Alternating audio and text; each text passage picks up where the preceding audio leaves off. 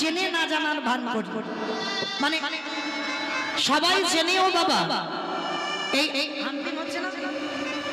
এই জগৎ সংসারে এই যে কীর্তনিয়ারা বলে যাচ্ছে হরিনাম করো, হরিনাম শোনো, হরিনাম ছাড়া গতি নাই। ভালো করে বিচার করে দেখেন তো বাবা, হরিনাম ছাড়া কি গতি আছে? যে যত বড় ধনী হোক না কেন, যারে যত টাকা থাকুক না কেন, যারে যত অর্থ থাকুক না কেন, একটা কথা মাথায় রেখে দিও মা, যারা কীর্তন শুনছো, যারা কীর্তন গাইছি আমরা, একটা কথা মাথায় রেখে কীর্তন শুনতে হবে, যে যত তাড়াতাড়ি জানতে পারবে তার তত লাভ, আর যে যত দেরিতে জানবে বাবা তার তত লোকসান হয়ে যাবে।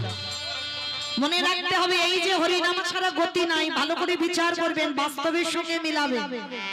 কীর্তন শুনতে যখন বসেছেন বাবা একটু অনুভব করতে হবে, বিচার করতে হবে, তবেই বাবা কীর্তন শুনে রস আস্বাদন করা যাবে। এই যে হরিনাম ছাড়া গতি নাই কেন বললাম জানো? ভালো করে বিচার করে দেখেন তো, সবাই যে আপনারা আমরা আমার আমার করে মেতে আছি, কেউ কি তোমার?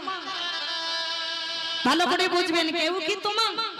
ছেলে আমারে, মেয়ে আমারে, জায়গায় আমারে, জমি আমারে, বিষয় আমারে, বৈভব ওই যতই আমারে আমারে করো না কেন, একেবারে যদি মাসি বেজে যায়, পড়ে থাকবে সরকারি খামা। এসেছো একা, তুমি যাবি একা। যেদিন এসেছিলে তুমি একা এসেছো, কাউকে সঙ্গে নিয়ে আসনি। আর যেদিন তুমি আসল ঘরে যাবে সেদিনও তুমি কাউকে নিয়ে যাবে না, তুমি একাই যাবে। কিন্তু মায়েরা একজনও তোমার সঙ্গী হবে কে না, শুধুমাত্র তোমার কর্মটুকু। এই কর্ম তোমার সঙ্গে যাবে। কিরকম? কতদিন হরিবাসরে গিয়ে কীর্তন শুনেছো, কতবার ভাগবত আসরে গেছো, কতবার সাধু সঙ্গ করেছো, কতবার গুরুচরণ আশ্রয় করেছো, কতবার একাদশী করেছো, কতবার এই ভগবানের চরণে চন্দন তুলসী দিয়েছো। এইগুলো ছাড়া তোমার সাথে আর কিছু যাবে না। তাহলে মনে রাখতে হবে বাবা, এই জগৎ সংসারে আপনারা আমরা এই যে সবাই ভগবানকে ভুলে আমার আমার করে মেতে রইলাম, কেউ তো আমার নয়। কিন্তু মনে রেখো শেষের দিনে একজন তোমার স্বাদ দেবে। জানি না বাবা আপনাদের এই ঠাকুরদা এলাকায় নিয়ম আছে কিনা, তবে আমার ডায়মন্ড হারবার এলাকায় নিয়ম আছে, উস্তির এলাকায় নিয়ম আছে। যাদের বাড়িতে আছে তো বাবা খুব ভালো, আর যাদের বাড়িতে নাই দুটো জিনিস ভাড়া করতে হবে। কি? একটা হলো খোল আর একটা হলো করতাল। যাদের বাড়ি আছে খুব ভালো, আর যাদের নাই ভাড়া করতেই হবে তোমার। সেই শেষের দিনে একবার দেখেন, পিছনে যেদিন তোমার কাঁধে করে নিয়ে যাবে না, আর পিছনে বাজাবে না বলো হরি বল, বলো হরি বল। কি গো মাইরা, নিয়মটা আছে আপনাদের এখানে? আছে। তাহলে এই জায়গাটা ভালো করে বিচার করে দেখেন তো, শেষের দিনে যাদের জন্য তুমি কৃষ্ণ ভজন ভুলে যাচ্ছ, যাদের জন্য সারা দিনের মধ্যে একবারও কৃষ্ণ বলে কাঁদতে পারো না, যাদেরকে আঁকলে বসে তুমি কৃষ্ণ চরণ ত্যাগ করে দিলে, তারা কি কেউ তোমার সাথী দিল? দিল না। তাহলে সাথী দিল কে? এই হরি নামে যাবে আমাদের পচা দেখো যা,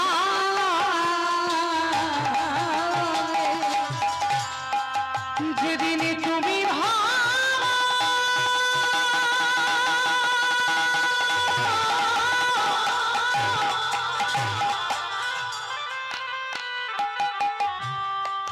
যেদিন তুমি ভাবা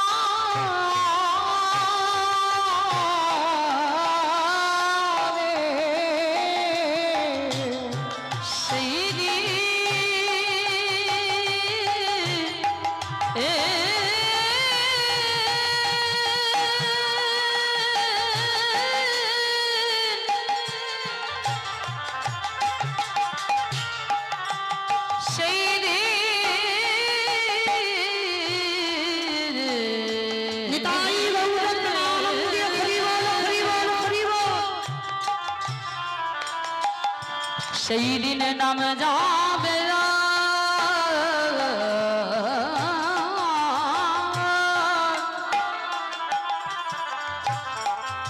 এই পচা দেহ ও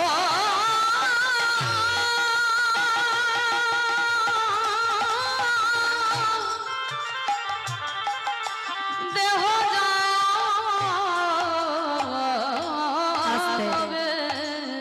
ভালো করে একবার বিচার করে দেখেন, তোমার শেষের দিনে তোমার যখন কেউ সাথ দিল না, তাহলে যে যতই বলুক না কেন আমি তোমায় এত ভালোবাসি, আমি তোমায় 1 কিলো ভালোবাসি, 2 কিলো ভালোবাসি, 5 কিলো ভালোবাসি, কেউ তোমায় ভালোবাসে না। ভালো যদি তোমায় বাসত, একজনই তোমার ভালোবাসে, যিনি হলেন বিশ্বের স্রষ্টা মালিক ভগবান। আর আমার ভগবানের মতো তোমার জীবনে কেউ কোনোদিন ভালোবাসতে পারবে না। যদি বলো কেন, বিচার করেন মা বাস্তবের সঙ্গে।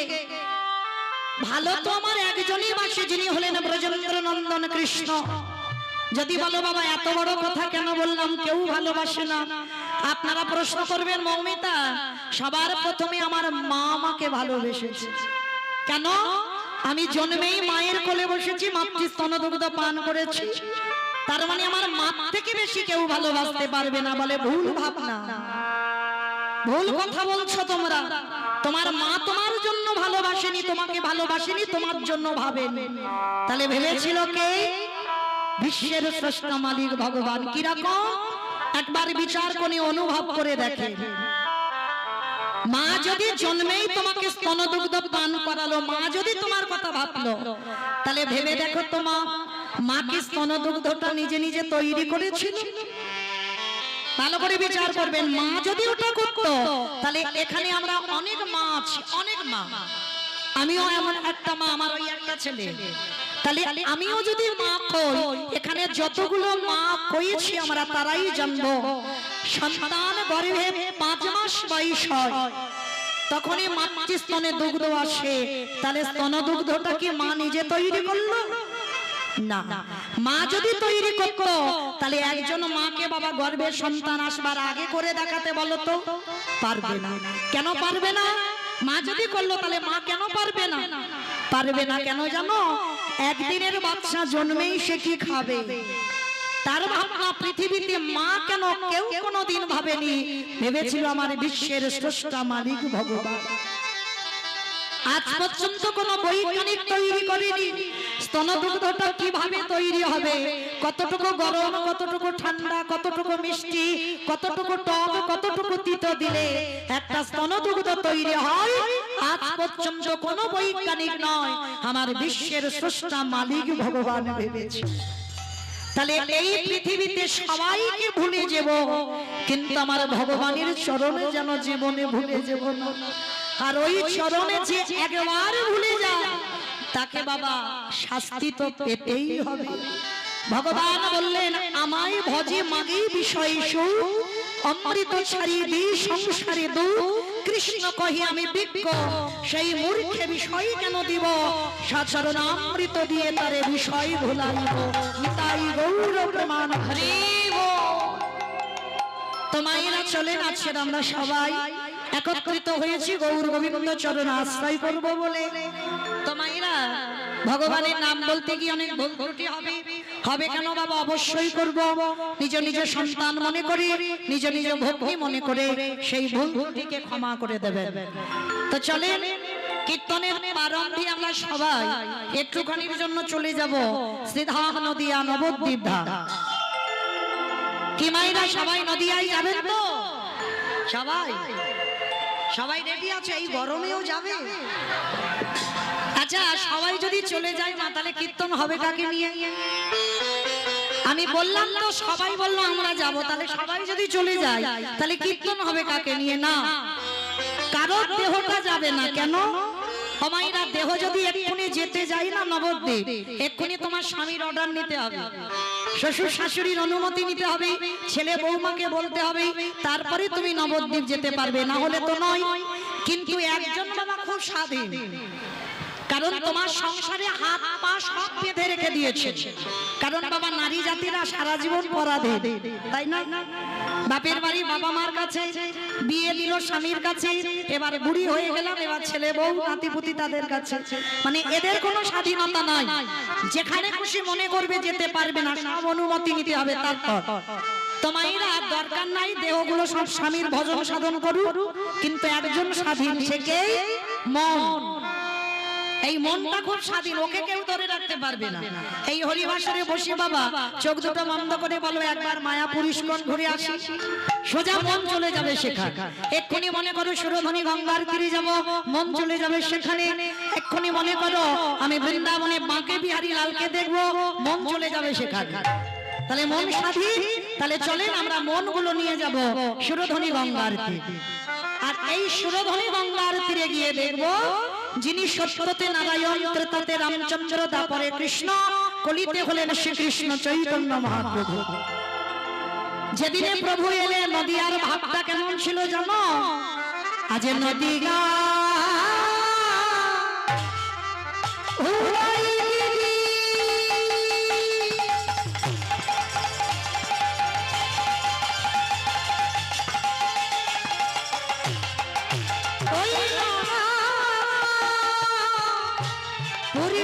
চন্দ্র গৌর হরি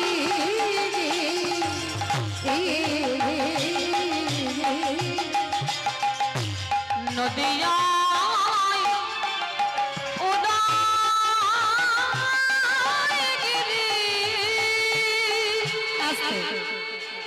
আমাইরা একটা কথা বলেনি, ঝগড়া করতে গেলে প্রথমে করে নেওয়া ভালো।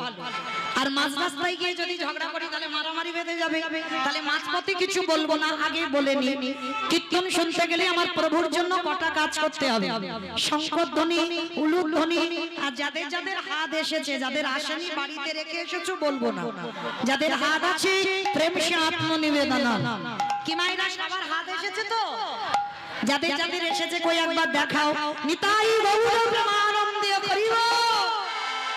বাহ, তার মানে সবার হাত আছে, কই একটু উলুধ্বনি দাও। আজ নদী গা ও হরিগিরি প্রাণে গোড়ারি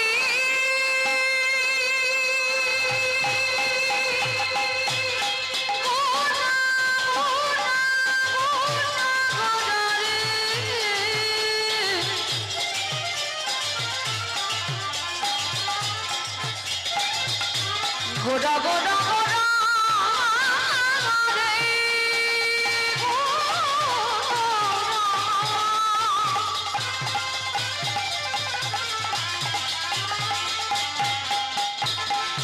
ওই নদিয়া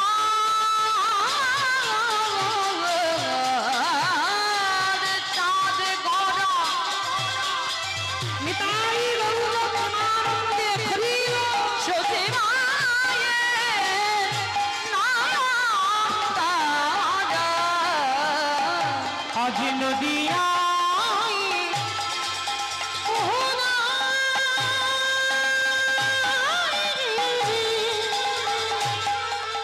আদি পূর্ণ চন্দ্র আমার গহুরে হরি আজ কৃপা করি হইল উদামা। আজ কৃপা করে হইল মুরা বলি সোনার নদিয়া গৌরদায় বলো। সোনার নদী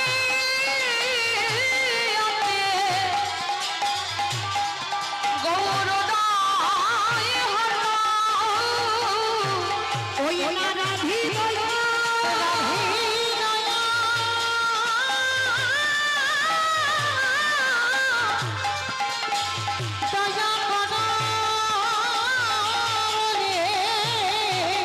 সোনার নদী গৌরদায় হল ওই না কলির জীবী উদ্ধারি ওই নদীতে উদয় হল বলি রাধি দয়া কর। ওই নদীতে উদয় হল হবি হবি হবি নদীতে উদয় হল হবি হবি হবি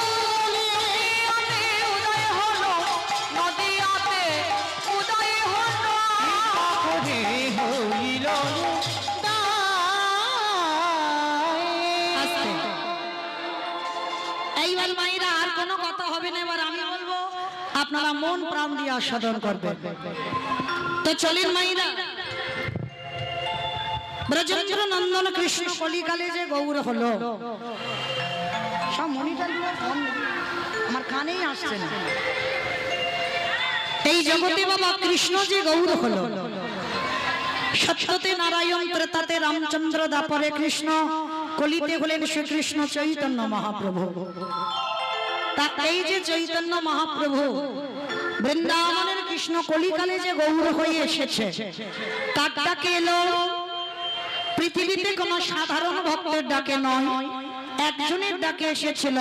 সে কে না, শান্তিপুরের মাটিতেই বুড়ো অদ্বৈত আচার্য গোসাই। বাবা ঠাকুর এই অদ্বৈত আচার্য গোসাই চেনেন তো? আপনাদের এই ঠাকুরদা বাজারের কেউ নয়, পঞ্চতত্ত্ব সবিতাদের বাড়ি আছে দেখবেন। শ্রীকৃষ্ণ চৈতন্য প্রভু নিত্যানন্দ শ্রী অদ্বৈত গদাধর শ্রীবাস আদি গৌর ভক্তবৃন্দ। এই যে পাঁচজন একেবারে হাত তুলে আছে না, একটা ছোট্ট ছেলেকে জিজ্ঞাসা করবে, বলে দেবে বাবা মাঝখানে যে ছেলেটা আছে উনি হলেন কলিযুগের ভগবান আমার নিমাই। আর ওই ছেলেটার ডান দিকে বয়স্ক একটা লোক, মানে চুল গোপ দাড়িগুলো সব পেকে সাদা, ইনি হলেন বুড়ো অদ্বৈত আচার্য গোসাই। কেন চুল গোপ দাড়িগুলো পেকে গেল? আমার মহাপ্রভুর থেকে 52 বছরের বড়, মানে একটা দুটো দিনের বড় নয়, 52 বছরের বড়। আর যিনি 52 বছরের বড় হয় তার বাবা চুল গোপ দাড়িগুলো তো পেকে সাদা হবে। তো আজকে এই যে অদ্বৈত আচার্য, তাহলে পৃথিবীর মাটিতে বাবা হাজার হাজার ভক্ত ছিল, লাখ লাখ ভক্ত ছিল, কোটি কোটি ভক্ত ছিল। কারোর ডাকে এলো না, একজনের ডাকে। সে কে না, শান্তিপুরের মাটিতে বুড়ো অদ্বৈত আচার্য গোসাই, যার একটা নাম ছিল মৃত্যুঞ্জয়। যার একটা নাম হলো মৃত্যুঞ্জয়। আমাইরা মৃত্যুঞ্জয় কোন ঠাকুরকে বলে গো? শিব ঠাকুর। বাহ, শিব ঠাকুরের একটা নাম হলো মৃত্যুঞ্জয়। তা এই যে শিব ঠাকুরের একটা নাম মৃত্যুঞ্জয় কেন না, সত্যতে মরণ হলো না, ত্রেতাতে মরণ হলো না, দাপরে মরণ হলো না, একই বাবা ভোলানাথ হয়েছিল, মৃত্যুকে জয় করেছিল। যেটা বাবা ভাগবতে বলছে ভগবান কৃষ্ণ দেহ ত্যাগ করেছিল 125 বছর বয়সেই জরাবাধের তীরে তিনি দেহ ত্যাগ করলেন। মানে ভগবানকে মৃত্যুবরণ করতে হলো, কিন্তু বাবা অদ্বৈত আচার্য যিনি হলেন ত্রিলোকের পরম বৈষ্ণব বাবা ভোলানাথ, তিনি বাবা 3 যুগে মরণ হয়। আর 3 যুগে যখন মরণ হলো না, কিন্তু কলিযুগের মাটিতে বাবা সেই বাবা ভোলানাথ রূপটা পরিবর্তন করে অদ্বৈত আচার্য গোসাই হয়ে এলো। কেন? তাহলে কি মায়েরা আমরা বুঝবো কলিযুগ ভালো না? বলে না, সব থেকে কলিযুগটা হলো ভালো যুগ। কেন? এবি অস্ত্র না ধরিব, প্রাণে কারে না মারিব, প্রেম দিয়ে চিত্ত শুদ্ধি করিল সংহার। কলির মানুষ এত ভালো মানুষ, কলির মানুষ এত সন্ত মানুষ, এদের জন্য অস্ত্র ব্যবহার করতে হবে না, এদেরকে একটু নাম আর প্রেম দিলে এরা উদ্ধার হয়ে যাবে। তাহলে বাবা বুঝলাম কি কলি ভালো। তাহলে কলি যদি ভালো হলো, শিব ঠাকুর কলি যুগে এলো না কেন? অমাইরা ঘটা করে বাবার মাথায় জল ঢেলেছ ফাল্গুন মাসে 24 তারিখ, মনে আছে কি দিন ছিল? শিব চতুর্দশী, তাই তো? ফাল্গুন মাসে 24 তারিখ। আর এবছরটা এমন ভাবে গেল বাবা, অনেক অনেক ভক্তদের 2 দিন উপোস হয়ে গেল। জানো তো কে করেছো জানি না, আমার 2 দিন উপোস হয়ে গেল। একটা স্বার্থ মতে, একটা বৈষ্ণব মতে, তো অনেক অনেক ভক্তদের 2 দিন উপোস। কিন্তু মায়েরা শুধু যে নারী জাতিরা শিব চতুর্দশী করবে না, অনেকের ভুলভাল ধারণা, বলে স্বামীর মঙ্গলের জন্য, বলে না শুধু মায়েরা করবে না, আমার বাবাদেরও শিব চতুর্দশী ব্রত পালন করতে হয়। কেন? ত্রিলোকের বড় বৈষ্ণব হচ্ছেন বাবা ভোলানাথ। যারা আপনার আমরা যারা কৃষ্ণ ভক্ত হয়েছি, যারা সাধুগুরু বৈষ্ণব চরণ আশ্রয় পেয়েছেন, এই শিব চতুর্দশী ব্রত কেন পালন করতে হবে জানো? বাবা তো আমার ভগবানের শ্রীচরণের দাস, তাই ভগবান নিজে বলেছে আমা হতে আমার নাম বড়, নাম হতে আমার ভক্ত বড়, আর ভক্ত হতে ভক্তের পদ ধুলার বড়।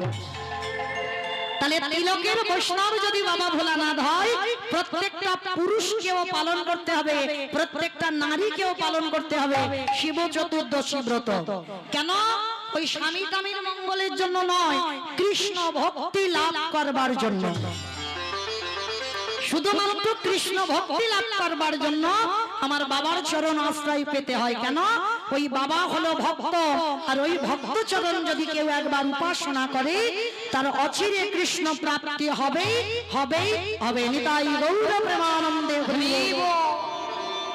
তালি মায়েরা, এত রাত জেগে বাবার মাথায় জল ঢেলেছো, মনে রেখো বাবা কিন্তু কলিযুগে আসেইনি।